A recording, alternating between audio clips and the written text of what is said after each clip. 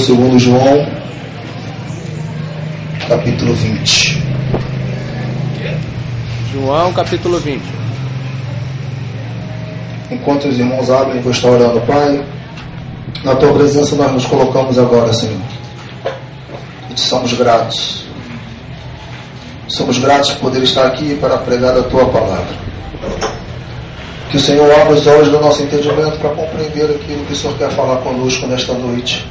Em nome de Jesus. Amém. Em nome de Jesus. Amém. Quem achou, diga amém. Quem achou, fala assim: eu vou na escola de líderes. Glória a Deus. Diz assim na palavra do Senhor, 20, versículo 1 em diante.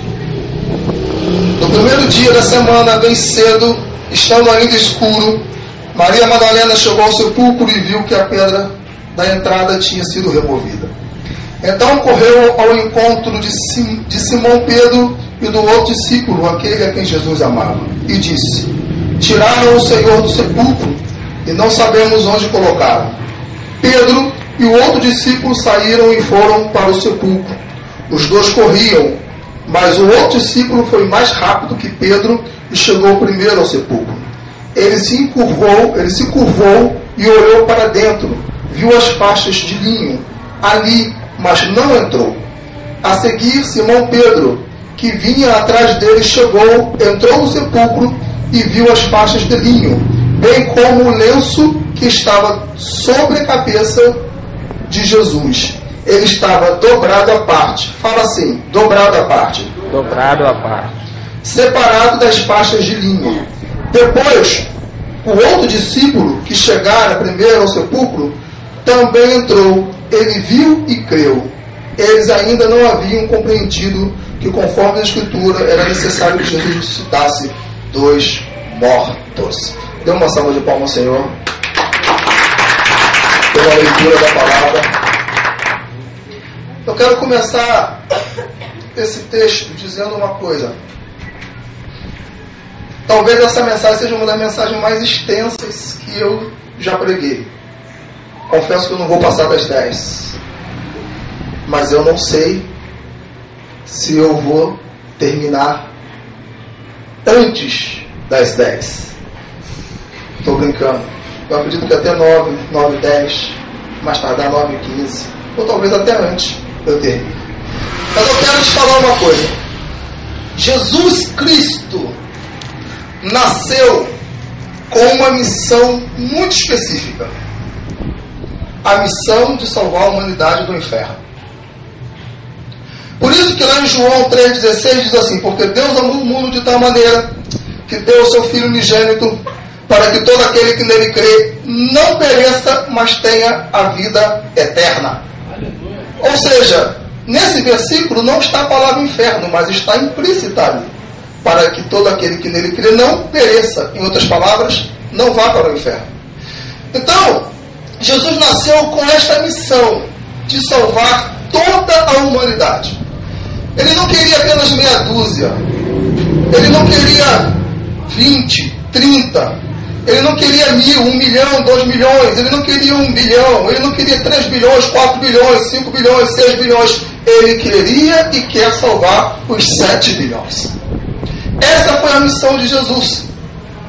E eu entendo, estudando a palavra e vendo a vida de Jesus, eu acredito que Jesus, ainda criança, sabia dessa missão. Eu acredito e estou convicto de que Jesus já nasceu, e à medida que ele foi crescendo, e à medida que ele foi aprendendo, e à medida que ele foi sendo ensinado, ele já sabia que tinha essa missão. E eu acredito pelas Sagradas Escrituras que especificamente a partir dos 12 anos ele já tinha a visão completa da sua missão na Terra. E qual era a missão? Salvar a humanidade do inferno.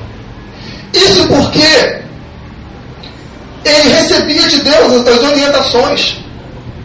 Tanto é que aos 12 anos a Bíblia diz que quando ele ficou distante da mãe por algum instante, e a mãe ficou preocupada porque não sabia onde Jesus estava, e aí voltou para procurar Jesus, e ao achar Jesus na sinagoga, repreende Jesus, e aí Jesus chega e fala para ela assim: mulher, você não sabe que eu vim tratar das coisas do Pai? Ou seja, ele já sabia da sua missão. E eu acredito com isso que ele sabia. Primeiro, porque de fato Deus começou a revelar a ele acerca disso. Segundo, porque ele vivia na cultura judaica. E ele vivia numa cultura também romana, aonde existia algumas situações que ele tinha que conviver e viver. E ele sabia que a missão que ele tinha que exercer era morrer aos 33 anos. Uma morte terrível, chamada morte de cruz. Eu acredito que ele, toda vez que passava por aquele lugar, aonde os ladrões, os bandidos, os marginais, aqueles que não tinham valor nenhum para a sociedade, eram crucificados, ele chegava e falava assim: daqui a algum tempo eu vou estar lá.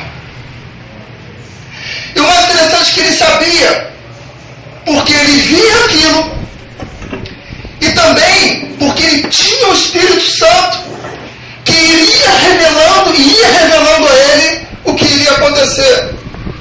Eu acredito que Deus não escondeu nada de Jesus. Nada Deus escondeu de Jesus. Eu entendo que pelo Espírito de Deus, Jesus já sabia pormenorizadamente o que iria acontecer com ele aos 33 anos.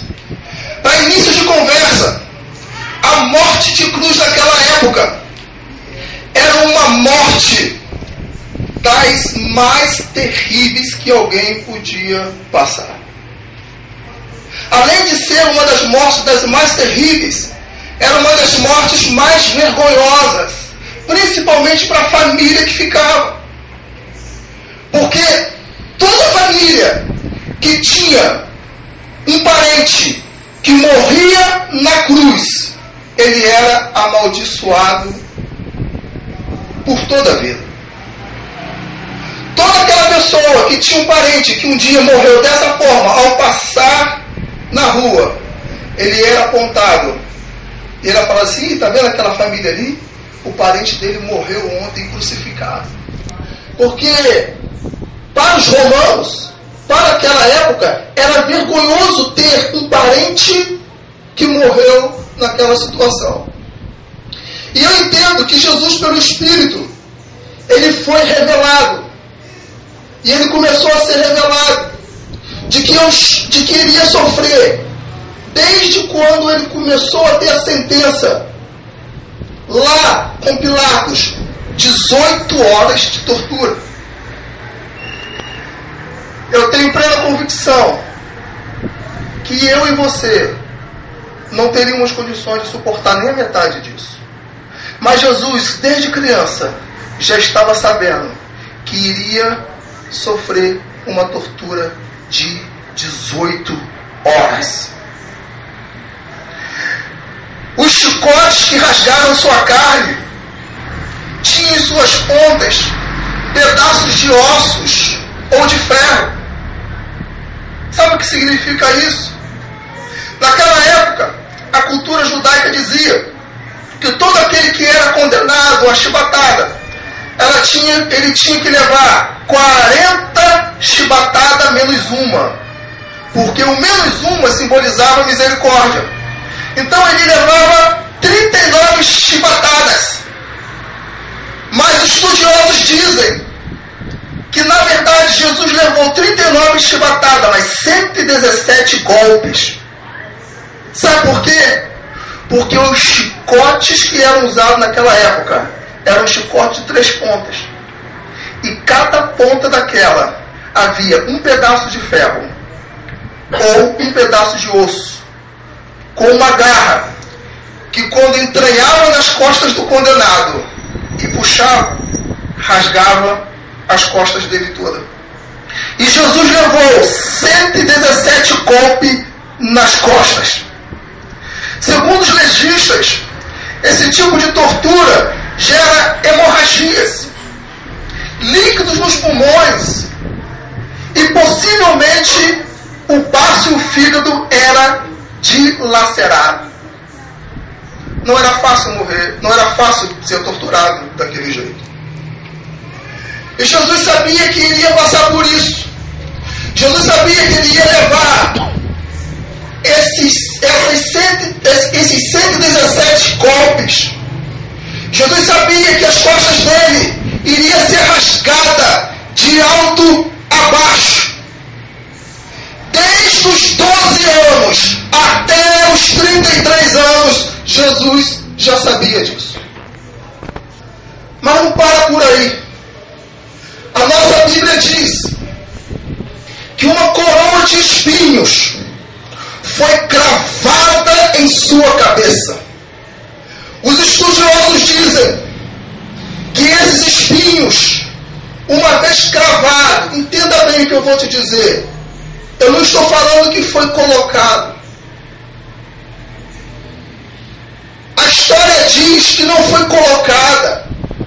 O que é ser colocada? É você pegar alguma coisa e pacientemente colocar. A coroa de espinho foi cravada. Ou seja, pegou e um terror na cabeça de Jesus. E os estudiosos dizem que na nossa cabeça existe um nervo chamado trigêmeos, que quando ele é afetado, quando ele é cortado, quando ele é perfurado, acontecem dores terríveis que poucos homens conseguem suportar. Jesus sabia dessa coroa de espinho. Jesus sabia que ia ter alguém com coragem suficiente para fazer isso com ele. Talvez você diga assim: eu não tenho essa coragem. E eu não teria essa coragem. E aí o Espírito Santo fala: será? Será que o que você está fazendo não é semelhante a cravar uma coroa de espinhos na cabeça de Jesus? Mas Jesus sabia disso. E ele passou esses anos todos tendo consciência da sua missão, sabendo que isso tudo ia acontecer com ele. Alguns estudiosos dizem que essa coroa de espinho tinha em torno de 72 espinhos. E quando eles eram cravados na cabeça, não pegava apenas na cabeça, pegava também numa parte do rosto. Aí você já imagina, além da cabeça perfurada, partes sensíveis do rosto também eram perfuradas. Jesus passou por isso. Com as costas dilaceradas, Cristo teve que carregar a cruz por uma distância de 8 quilômetros. Com as costas completamente rasgadas, perfuradas, com pedaços de carne, provavelmente pendurada sobre suas costas. Jesus ainda teve que pegar uma cruz e carregá-la por 8 quilômetros. Sabe o que é 8 quilômetros? Estando daquele jeito, com uma coroa de espinhos, sentindo dores inimagináveis, com as costas todas rasgadas, sentindo dores terríveis, ainda por cima, com uma cruz, e carregá-la por 8 quilômetros. Jesus, desde criança, sabia que isso ia acontecer. E é terrível, Porque eu entendo que ele não precisava fazer isso. Você sabe que ele não precisava fazer isso.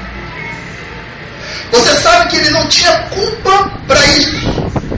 Porque isso só acontecia isso com aqueles que tinham culpa. Com aqueles que eram pecadores, ladrões, malditos, malfeitores. Mas ele passou isso por essas pessoas. Aí quando chegou lá no Gólgota, lá no lugar, depois desses 8 quilômetros, que ele ia ser crucificado, a história diz que pegaram os 2 braços de Jesus, penduraram de um lado e do outro. E a Bíblia diz que os soldados romanos pegaram um prego, mais ou menos 15 centímetros. Essa espessura, mais ou menos. Alguns falam 13, outros falam 15, 17 centímetros. E cravaram nas mãos de Jesus. E provavelmente com muito gosto. Porque, infelizmente, todo aquele que é ávido a fazer essas coisas, à medida que ele vai tomando gosto por isso, ele vai fazendo, e vai fazendo, e quando vê, a mente cauterizou e ele já não sente mais nada. Eu fico imaginando a dor que Jesus sentiu quando pegaram as suas mãos e cravaram esse prego. Mas também a Bíblia diz que além de cravar os pregos nas mãos, os romanos pegaram os pés de Jesus, colocaram um em cima do outro, e aí cravou mais um prego. Agora eu fico imaginando, gente, ele já estava sentindo as dores das costas, ele já estava sentindo as dores na cabeça, ele já estava sentindo as dores nas mãos, ele já estava sentindo as dores nos pés.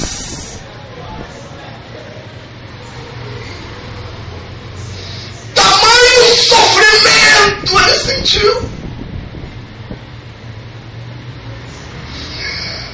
Eu fico pensando, se eu estivesse lá, eu ia querer tirar Jesus da cruz. Mas se ele saísse da cruz, como que eu poderia estar aqui falando para você que o que ele fez? O que ele fez? Devolveu um sorriso no seu rosto.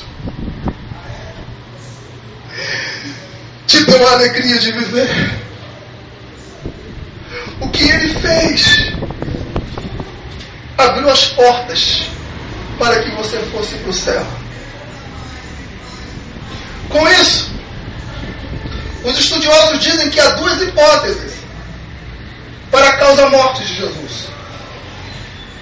A primeira dela, e a mais aceita, é a morte por asfixia. Porque, uma vez com os braços esticados,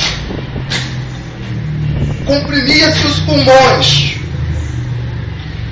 E aí ele ficava com dificuldade de respirar. Aí você imagina, alguns dizem que ele ficava com dificuldade de respirar. E nessa dificuldade de respirar, porque ele já estava cansado e todo pêndulo para baixo, ele tinha que suspender o corpo para tentar respirar melhor. E nessa de suspender o corpo, machucava mais ainda as costas dele, que já estavam machucadas. 3 horas nessa posição. Desde as 9 horas da manhã, melhor, desde o meio-dia até as 15 horas da tarde. E toda vez que ele queria respirar, ele...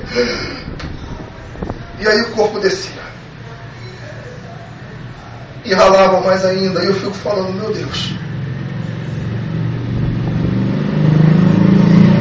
que coisa terrível é passar por isso. Mas a Bíblia diz que ele tinha que passar, porque nossa Bíblia diz que sem derramamento de sangue não há remissão de pecados. E para que você pudesse ser salvo e ir para o céu, Jesus tinha que remir o sangue dele na cruz. E para que ele pudesse remir o sangue dele na cruz, ele teria que passar por tudo aquilo. E ele passou. Jesus passou. E eu choro todas as vezes que eu me lembro disso. E todas as vezes que eu penso assim, era eu quem tinha que estar lá. O sofrimento físico foi terrível de Jesus. Indiscutivelmente, ali não está nem a metade daquilo que os estudiosos falam que Jesus passou. O que eu escrevi aqui, o que eu falei para você em 15 minutos desse sofrimento físico, é a metade daquilo que aconteceu com Jesus, ou até menos do que isso. Mas em contrapartida, Jesus não sofreu só fisicamente. Ele teve sofrimentos psíquicos terríveis. Porque a Bíblia diz que na quinta-feira à noite, lá no Getsemane, o sofrimento psíquico dele era tão terrível, era tão grande, era tão tremendo, era tão, que ele chega a dizer assim: Senhor Deus, Pai, se possível for, passa de mim esse cálice. Mas ele te amava tanto que ele nem disse assim: olha, não quero que faça mais nada pela humanidade. Ele queria apenas que Deus desse um jeito que você e eu fôssemos salvos, mas que ele não precisasse passar. Mas ele chega e fala assim: não tem jeito, é dessa forma que tem que ser. Então, seja feita a tua vontade. O sofrimento psíquico dele foi terrível. Porque naquele exato momento, meu querido, naquele exato momento, membros de igreja, crentes em Cristo Jesus, discípulos, servos, não servos, crentes, não crentes, naquele exato momento, estava ali, passando pela cabeça dele, tudo aquilo que ele ia sofrer, em questões de segundo, em questões de minutos. Porque na sexta-feira, em menos de poucas horas, tudo aquilo ali ia acontecer com ele. E ele teve aquele sofrimento terrível psíquico.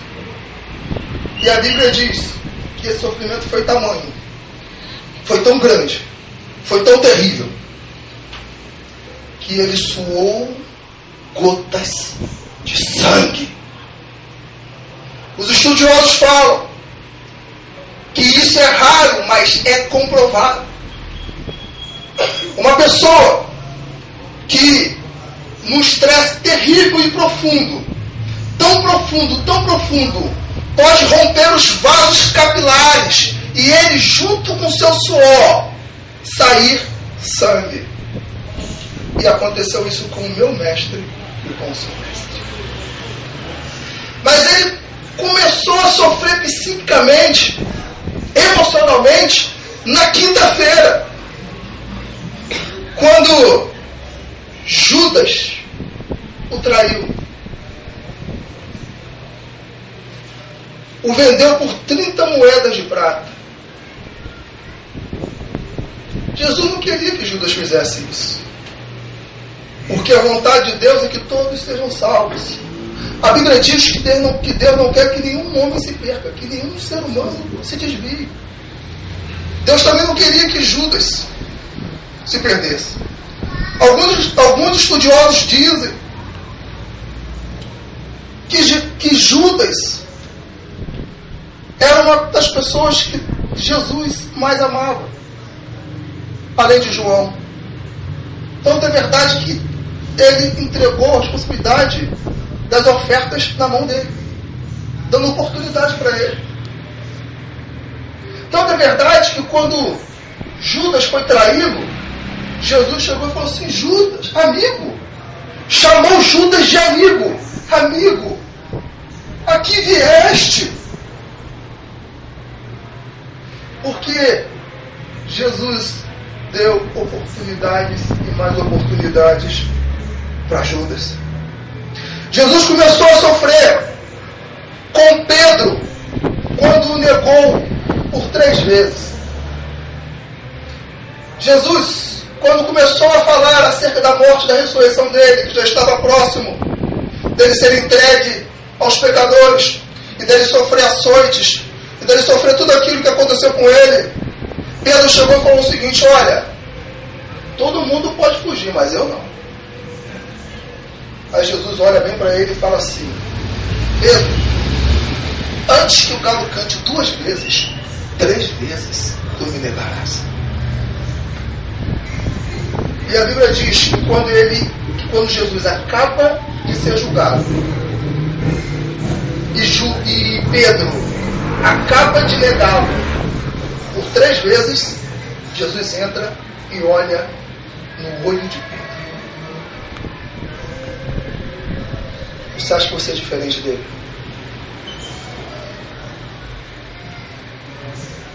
Pedro só negou Jesus 3 vezes. Agora, quantas vezes você deve ter negado Jesus? Porque negar Jesus não significa apenas falar assim: eu não o conheço. A maioria dos crentes nega Jesus com as suas atitudes, com os seus pensamentos, com aquilo que devia fazer e não faz. E Pedro trouxe enorme sofrimento a Jesus, emocional, porque Jesus olhou assim e falou assim: eu até achei por um instante que podia confiar em Pedro, mas eu já sabia que não dava. Eu já sabia que ia chegar uma hora que, quando ele se visse apertado pelas situações, e quando ele se visse apertado pelos problemas, e quando ele se visse apertado pelas dificuldades, ele ia me negar. Você conhece alguém assim? Alguém não está vindo aqui, alguém não está aqui hoje porque fez como Pedro.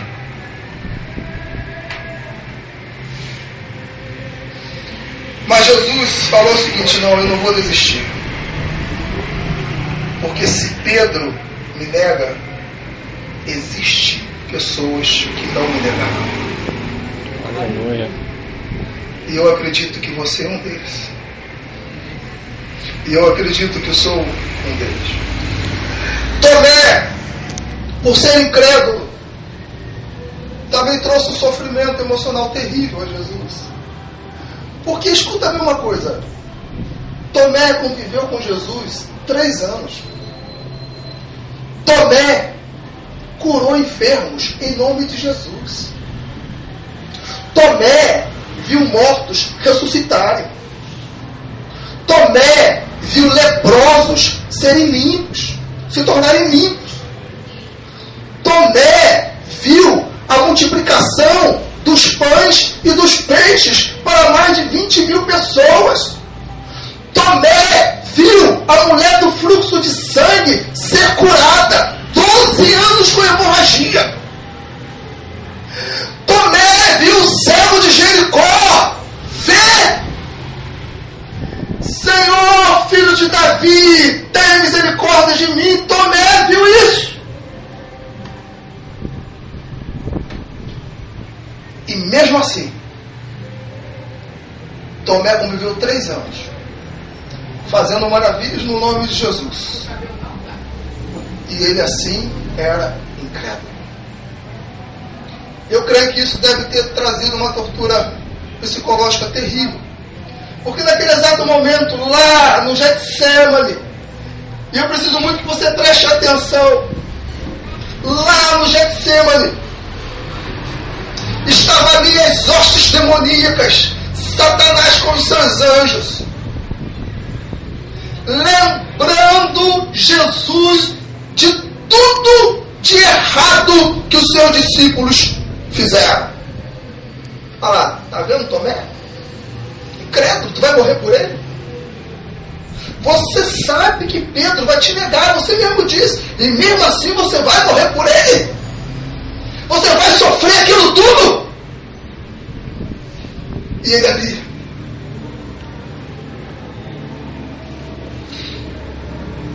mas eu acredito que por Jesus ser Deus e o Espírito Santo está sobre ele, Jesus não só viu o presente, Jesus não só estava se lembrando do presente, mas ele estava também vendo o futuro. E naquele momento, no Getsemane, com aquele sofrimento terrível, ele viu esta geração. O ano de 2013, Jesus, com o seu poder de onisciência, viu. E ele viu a geração de hoje. Ele viu Miguel Couto, Vila de Cava, Nova Brasília, o estado do Rio de Janeiro, o Brasil, os Estados Unidos, a América, a Europa, a Oceania. Ele viu tudo isso. Ele viu essa geração. E como aquele momento de angústia, era um momento de sofrimento, tudo que era negativo veio à mente dele. E eu entendo que ele viu uma geração que eu chamo de geração de Anitta e de Naldo. Sabe o que é a geração de Anitta e de Naldo? É a geração que joga fora o santo por causa do profano. Quem é a Anitta? A toda poderosa, aquela que canta, que faz sucesso hoje, viveu 10 anos na igreja. É verdade. Cantora de coral. Deve ter sentido a presença de Deus, talvez até o fio de cabelo. Anitta, aquela que talvez você, mesmo sendo crente, começa a cantar. Aquela que você, mesmo ouvindo aos domingos, coloca lá na sua casa e começa a ouvir. Essa geração de Anitta, aquela que rejeita o santo por causa do profano. E aí, estudando e lendo, pesquisando sobre a Anitta, eu descobri que o nome dela não é Anitta, é um outro nome que ela nem gosta de falar. Mas sabe por que é o nome de Anitta? Por causa daquela novela Presença de Anitta. Uma das novelas mais diabólicas e sensuais, ou minissérie, se eu não me engano. Há relatos verídicos de coisas espirituais que aconteceram naquela época, porque a presença de Anitta foi alguém que morreu e vinha. E ela era uma pessoa sensual, e você consegue entender por que da sensualidade e da atração dessa Anitta. Aí você vê o Naldo.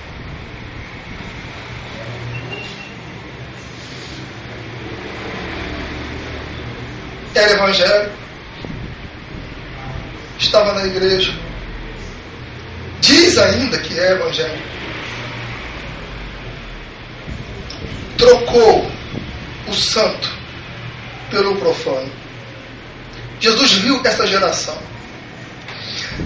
Jesus viu que ia ter pessoas que, mesmo sabendo que ele passou isso tudo, ia rejeitá-lo por causa do mundo. Essas pessoas sabem o quanto Jesus sofreu. Essas pessoas sabem o quanto Jesus padeceu. E mesmo assim, elas decidiram estar onde estão, ao invés de estar aqui na casa do Pai, louvando e adorando. Geração de Anitta. Mas ele viu também que essa geração é uma geração de crentes sem compromissos. É crente, vem à igreja, quer ir para o céu, quer ser salvo, mas não quer ter compromisso nenhum. Não quer ser líder de célula? Graças a Deus que aqui não tem isso. Porque o nosso pastor é muito usado por Deus e ensina. Mas tem muitas igrejas aí que tem gente que não quer ter compromisso. Só quer engordar. E nada. Crentes que não iam querer vir para a igreja. E quando viesse, viria só uma vez por semana. Crente que ia trocar os cultos domingo pelo Top Shopping, pelo Barra Shopping, pela praia. Ele viu essa geração. E o diabo, colocando isso na mente dele, falou assim: você ainda vai morrer por essa geração? Ah, meu querido. Mas Jesus também viu que essa geração é uma geração daqueles que querem buscar a Deus mais pelo que Ele pode fazer do que pelo que Ele fez. Porque, meu querido, se o teu casamento estiver quebrado, e se você colocar-se nas mãos de Deus, Deus restaura o teu casamento. Se você estiver desempregado, e você se colocar na presença de Deus, Ele vai te dar um emprego de excelência. Se você estiver enfermo e tiver fé suficiente, Ele vai curar a tua enfermidade hoje. Porque Deus pode fazer, Deus faz. E Deus quer fazer. Mas Ele também viu que essa geração seria uma geração de que, se Deus não restaurasse o casamento, se Deus não desse emprego, se Deus não curasse, Jesus não ia servir para ele.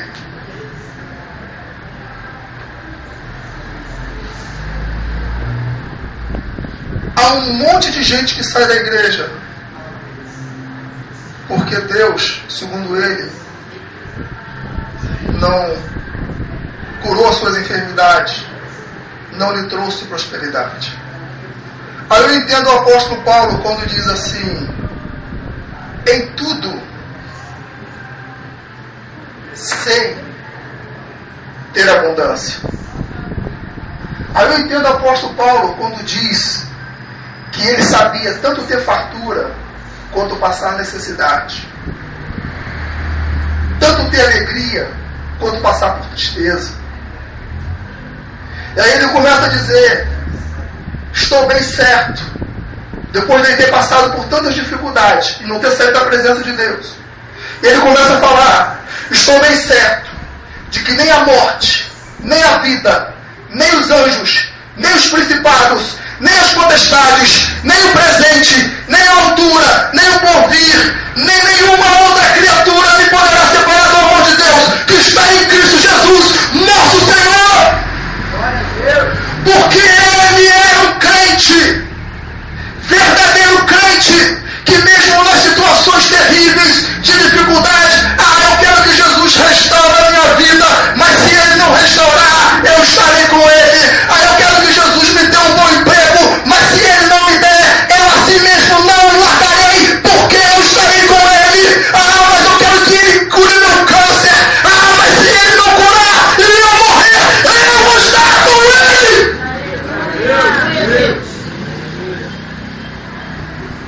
Aí ele fala assim: posso todas as coisas naquele que me fortalece. Aleluia. Sabe por que ele fala isso? Porque ele viu o sofrimento que Jesus passou na cruz do Calvário. Ele dava valor para isso. E de repente, a Bíblia diz que às 15 horas, Jesus brada lá no Gólgota e diz assim: está consumado. Ele morre. E a tua Bíblia e a minha Bíblia diz que no momento que ele morreu, melhor, no outro dia, veio os seus discípulos junto com José de Arimateia, pegou o corpo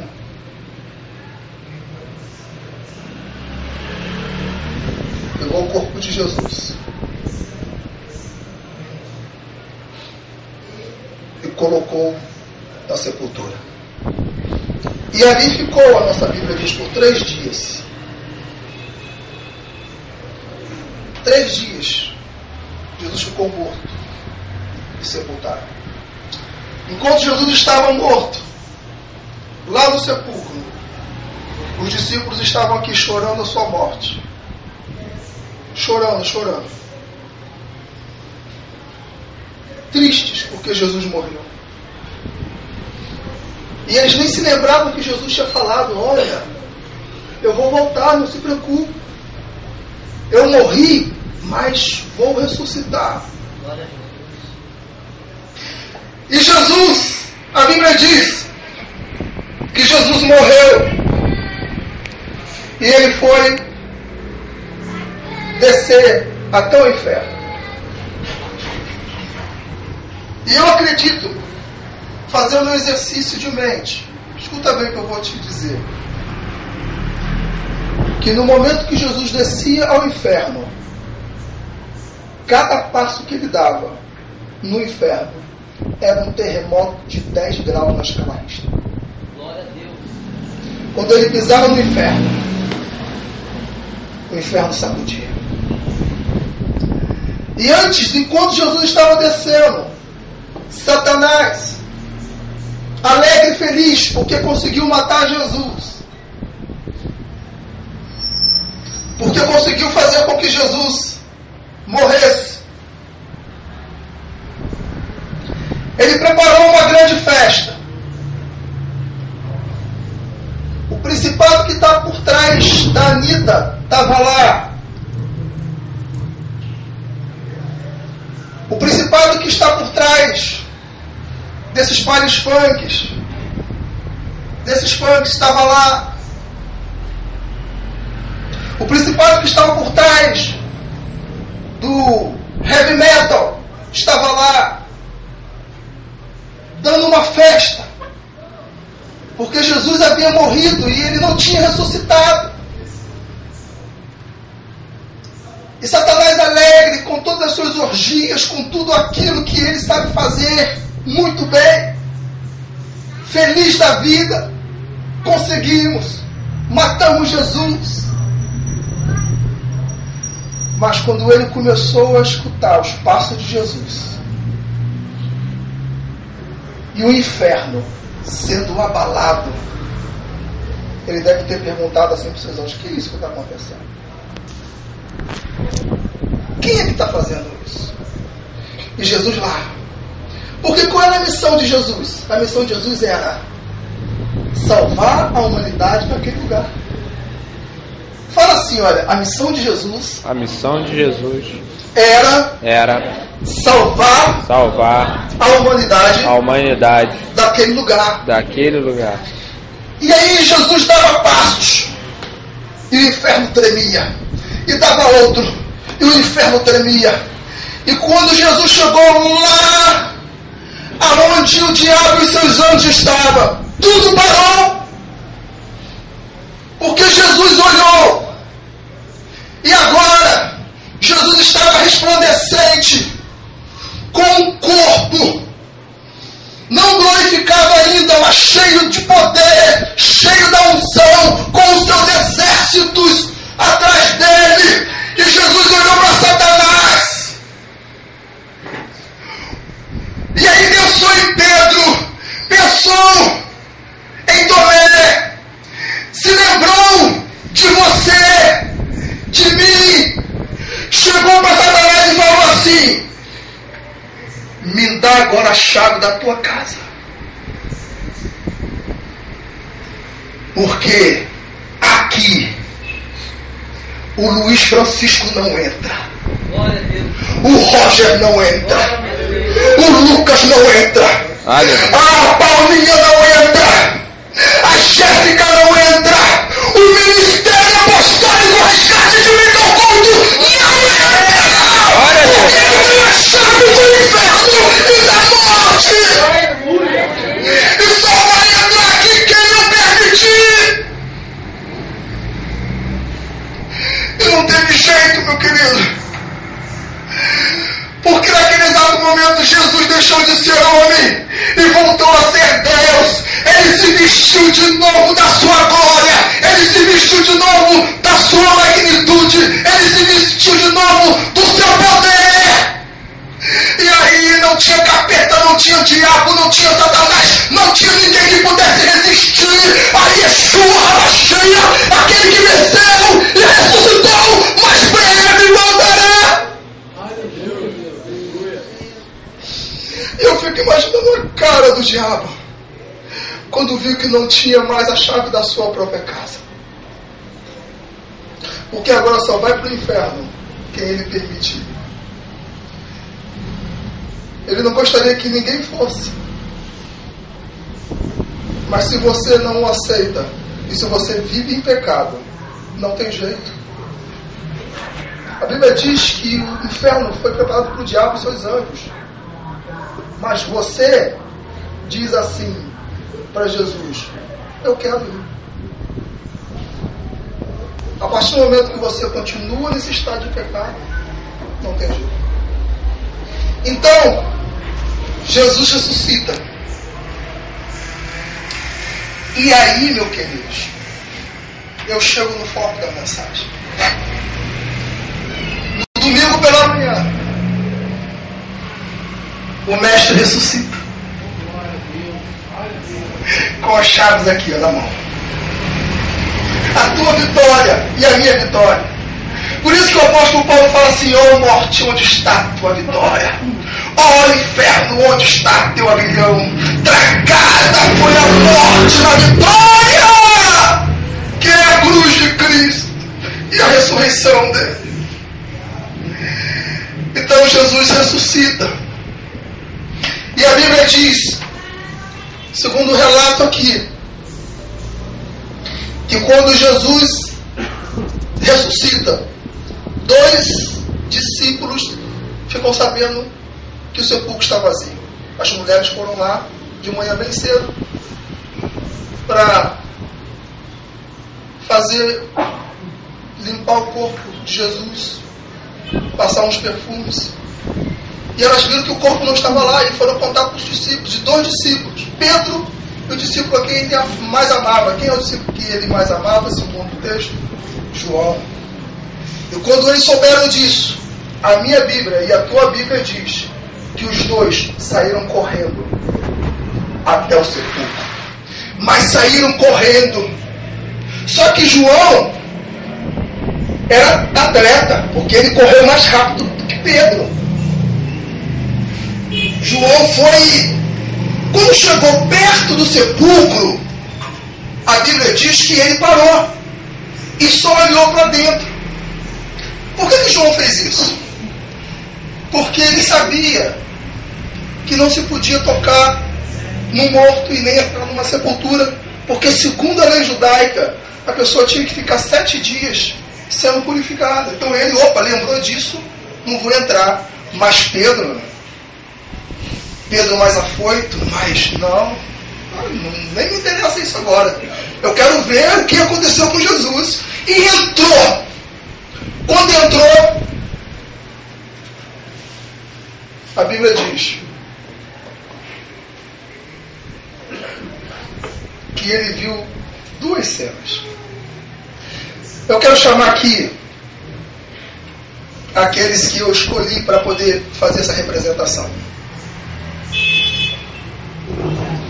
Quando as pessoas morriam, o sepultamento era assim, ó. Enrolava-se o corpo. Pega o meu paletó, tem um lenço ali. Dentro do... Enrolava-se o corpo dessa forma.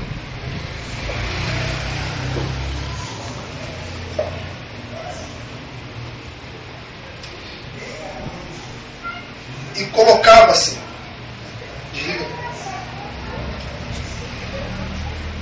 um lenço em cima da cabeça do morto e o sepultava.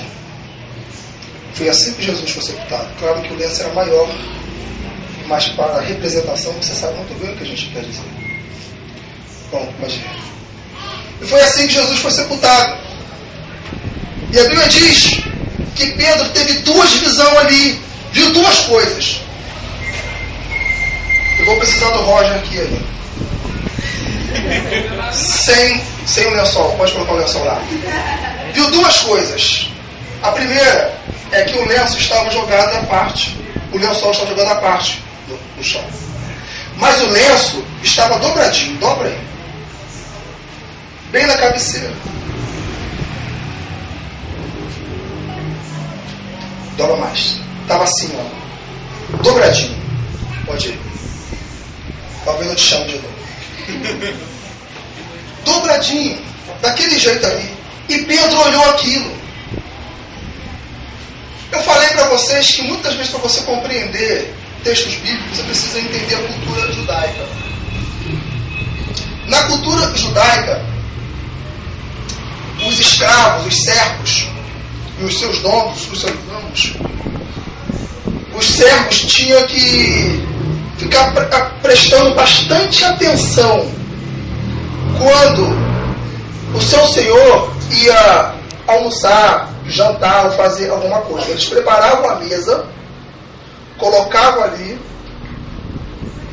e deixavam o lenço na mesa.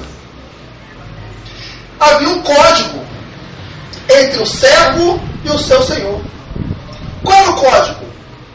O código era: depois que o seu servo terminasse de comer, comeu tudo,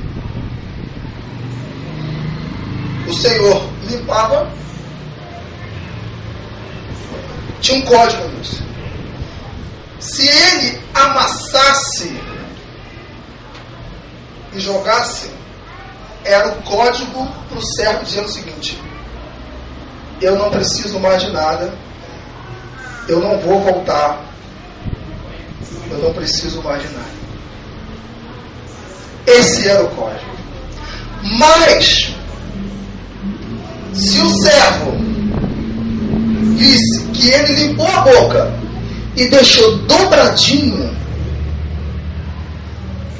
e saiu, o servo sabia que ele não podia tirar a mesa, que ele não podia tirar nada dali. Porque sabe qual era a mensagem que o Senhor estava passando para o servo? Era: não toque em nada, porque eu fui ali fazer alguma coisa e estou voltando. Aí o servo não tocava em nada. Opa, está dobrado ainda, não posso tirar a mesa. Então Jesus ressuscita. Gente, foi Pedro que preparou a última ceia. Foi Pedro que ensinou os discípulos a como colocar a mesa. E disse para eles: olha, se você encontrar amassado e o Senhor não estiver na mesa, você pode tirar tudo.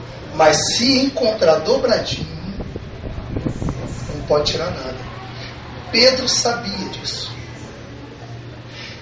E Jesus ressuscita. E quando Jesus ressuscita, vem os anjos e tiram o lençol. Mas com relação ao lenço, Jesus chega e fala o seguinte: espera aí, eu vou deixar uma mensagem para Pedro. Pegou o lenço e dobrou e colocou na cabeceira. Eu quero te falar uma coisa, meu querido, minha querida. Detalhes na Bíblia não são simples detalhes. São mensagens profundas querendo dizer alguma coisa para alguém. E quando Pedro correu e olhou e viu o lenço dobrado, ele falou assim: opa! Tem uma mensagem aí. Jesus não faz nada por acaso. Ele não precisava deixar isso dobradinho. Já sei! Eu fiz a mesa da ceia. Eu já sei o que isso significa. Ele está falando assim: olha, Pedro, eu fui, mas eu estou voltando. Não se desespere, não fique triste.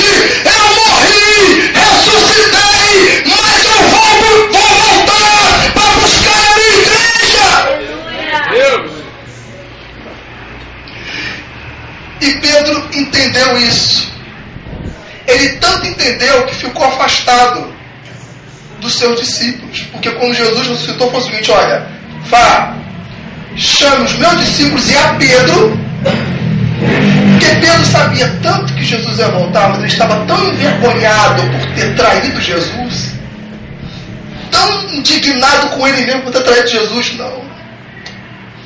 Quando ele voltar, porque ele deixou a mensagem.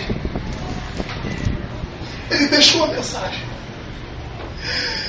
Eu sei que ele vai vir, mas quando ele vier, como é que eu vou olhar para a cara dele? Como é que eu vou olhar nos olhos dele? Olho no olho. Ai, aquele pecado que eu cometi antes, como que eu vou olhar no olho de Jesus? Eu neguei Jesus 3 vezes, ele deve ter pensado. E é interessante notar, estou terminando,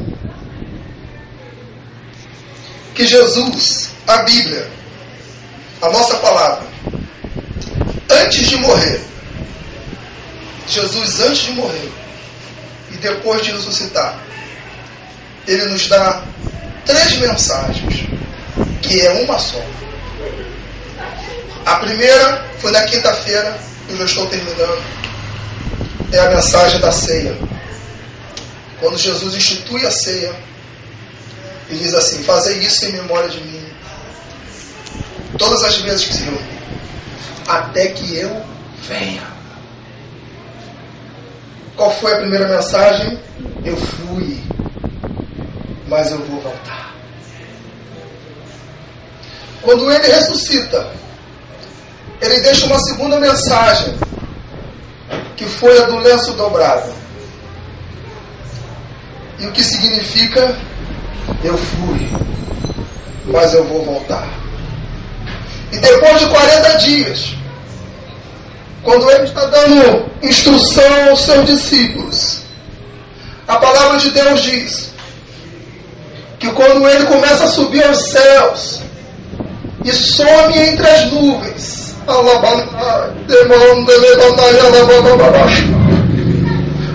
aleluias, a tua Bíblia e a minha diz que 2 anjos descem e diz assim: varões galileus, em outras palavras, ó igreja de Miguel Couto, igreja de Vila de Calma, igreja dos 4 cantos da terra, por que estáis olhando assim? Eis que esse Jesus que vocês estão vendo subir vai voltar,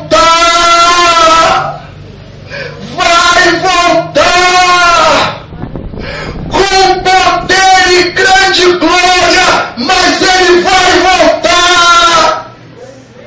E o Espírito Santo está dizendo: Brasil, Jesus foi, mas vai voltar.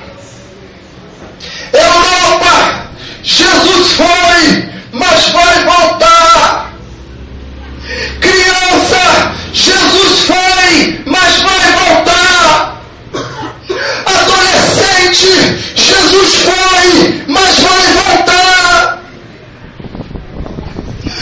Casal de namorados, Jesus foi, mas vai voltar. Presbíteros, pastores, diáconos, apóstolos, Jesus foi, mas vai voltar. E enquanto você fica de pé, eu quero terminar, fique de pé.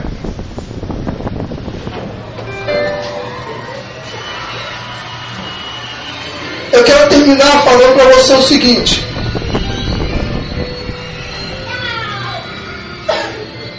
eu coloquei no meu coração uma coisa, porque eu acredito que foi Deus que colocou no meu coração.